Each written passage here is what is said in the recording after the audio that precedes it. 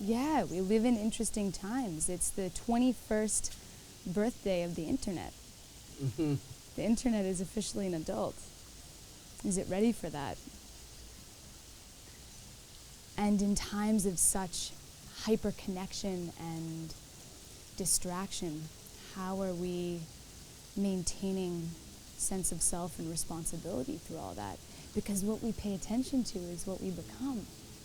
And when we have so many gadgets and gizmos, mainly the browser and the mobile phone, that are demanding our attention, what's left after all that checking in and creation of identity online? What's left of identity that doesn't have to do with tech, that's not linked in? And I think it comes down to practice, because I don't think that it's an all or nothing situation with the technology. We can't use it all the time, and we can't just withdraw from it all the time. It's like anything. It's the relationship we have with it. So I think the tools that we can use with tech, before we can even decide what are the tools to integrate a more conscious experience online, what do I have to do myself to be prepared to undertake that? Where do I have to be individually in my own human experience before even stepping into that realm of integrating consciousness and tech? And I think it's practice and balance. Health now gets, we in the kind of modern society, we think of health as the absence of gross disease. And I think health is really about balanced well-being. And the origin of balanced well-being is lifestyle. So what are we doing in terms of practice to create a lifestyle that is the platform for tech and our relationships? And what are the contexts, the communal contexts, that are supporting that kind of lifestyle that's sustainable for us in this day and age with so much technological influence? Where are we gathering and coming together both online and offline so that we can come closer to intelligent vitality? How do we create context of intelligent vitality online and offline? This is the question. I think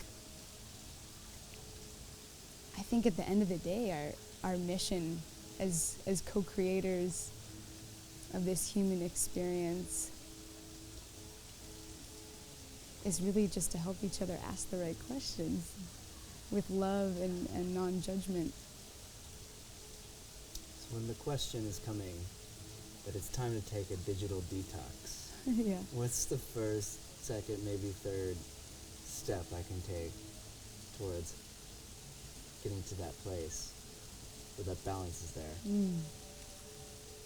Just some simple things I could try. Yeah. My first answer is always going to be meditation. And by meditation, I just mean sitting with the thoughts and observing them and loving them fully, loving this crazy mind fully, and letting them go. And in tech terms, this would be a reprogramming of the mind, right?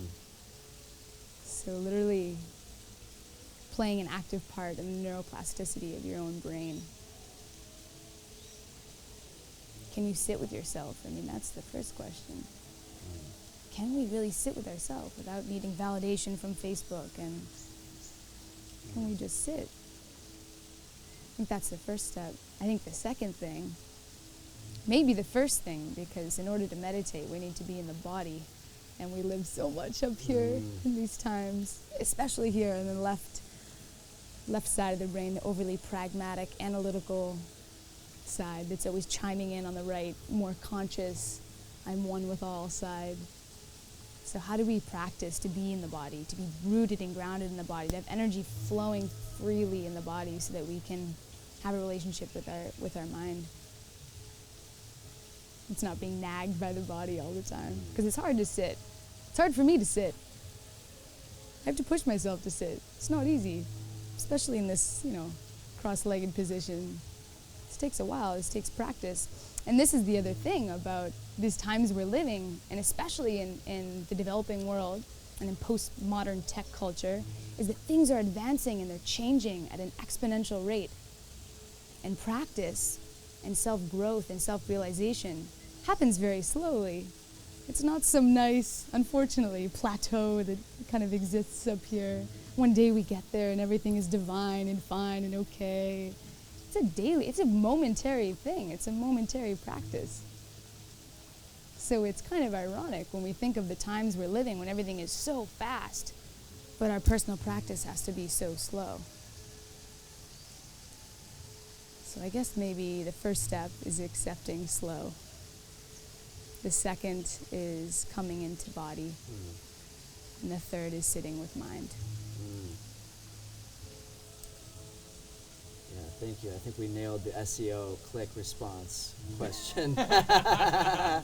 That was just Woo! Yeah. Beautiful. Wow, you're dropping this. Dropping stuff. it. Dropping it. Thank Dropping you. it. Amazing.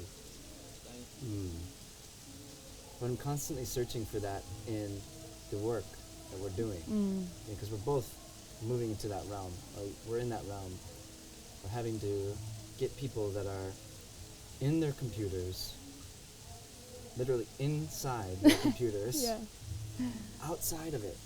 Yeah. But to go there, the irony is that they have to be in there, I know. you know? It's So so it's ironic. Like this thing. It's like, how do we find that balance? And then, Yeah. to book a retreat, they have to use their computer. To connect with these ideas, they have to use it. Can we bring it all back? Because it's not going away, right? It's not going away. We don't have to resist it. You grew up with it a bit more than I did. The internet came out when I was still in high school. Well, not really, but it really got fast that time. Yeah. Now we're using it for all these amazing things, but we're finding there's so much distraction. We have so many of these virtual online acquaintances now. It's no longer just friends, they're acquaintances. Your friends on Facebook, those are acquaintances. You'd probably consider maybe 1% of those your real, true friends, right? So I think part of the solution is, okay, use the online platforms to touch base with each other, to bring community together, to start hosting a platform for ideas and sharing and collaboration online. But then, do we come offline? We have to come offline at some point. We have to actually meet in person to really share that heart connection, that truth. You have to come offline. A Skype call is not the same. You can't really feel someone. You can still feel the essence, but you can't really feel the presence. So I think it's both. It's a win-win. We're in a wonderful position. We've never been so connected in our entire lives. And we receive more information daily than we used to receive in lifetimes, just a century ago. So how are we filtering that information? How are we filtering the acquaintances to the ones that are meaningful? We have to come together in person. Meet in community in person, learn from teachers in person. And then maintain those relationships online and offline.